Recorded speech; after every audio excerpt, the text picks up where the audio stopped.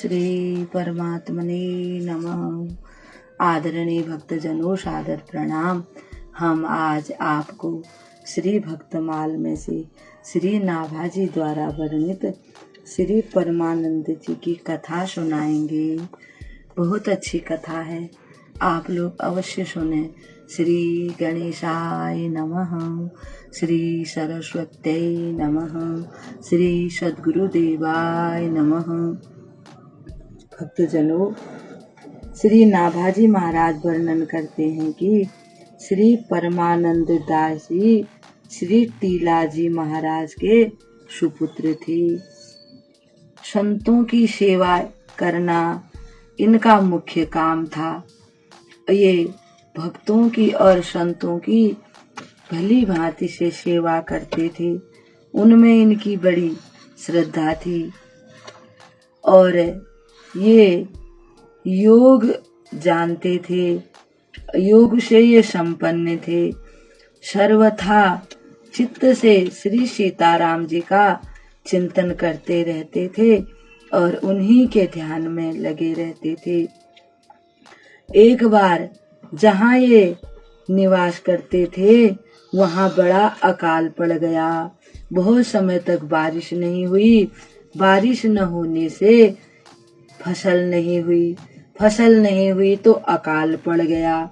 लोग भूखों मरने लगे। सोचने लगे अब यहाँ रहकर क्या करें, यहाँ तो भूखों मरना पड़ेगा, प्राण से भी हाथ धोने पड़ेंगे, जान है तो जहान है।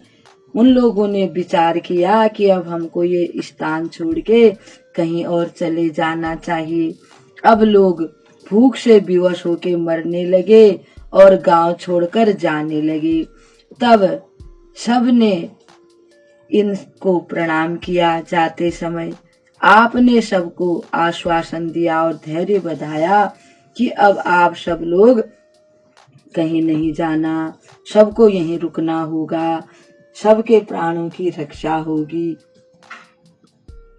और कहा कि गांव के बाहर एक बहुत बड़ा अनाज का भंडार है, उस स्थान पर आप जाओ और वहां से अनाज निकाल करके लाओ और अपने बच्चों को खिलाओ और खुद भी खाओ।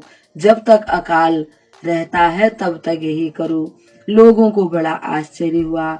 उन्होंने कहा, नहीं महाराज, कहीं कोई भंडार नहीं है, हमने अच्छी प्रकार से देख लिया है, वहाँ कुछ भी नहीं है, भंडार सब समाप्त हो गए हैं, अब वहाँ एक दाना भी नहीं है। आपने कहा, तुम लोग बिना देखे पहले ही क्यों ऐसी बात करते हो? एक बार मेरे कहने से जाकर तो देखो। सभी लोगों को सोचा चलो इनकी बात रख लेते हैं, और जैसे ही वहाँ गए जहाँ पर भंडारा रखा हुआ था, यानी कि अनाज रखा हुआ था, इकट्ठा करके पहले रखा होता था, देखा तो उन्होंने, और वहाँ भारे भरे भंडार भरे हुए हैं। सबको बड़ा आश्चर्य हो गया। सबने श्री परमानंद जी को प्रणाम किया, उनके चरणों में बार बार नमस्कार करने लगे और वहीं से सब लोग अनाज निकाल करके लाते थे और सब अपने घरों में ला करके फिर अच्छी प्रकार से भोजन बनाते थे।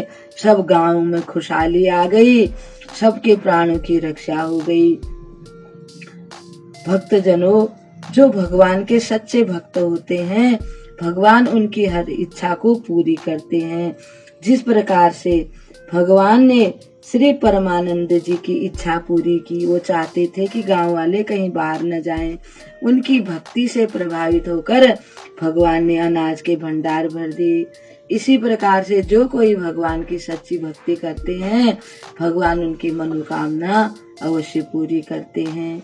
इस कथा को हम यहीं विराम देते हैं। कल एक और कथा के साथ आपके सामने उपस्थित होंगे। तब तक के लिए हम आपको प्रणाम करते हैं।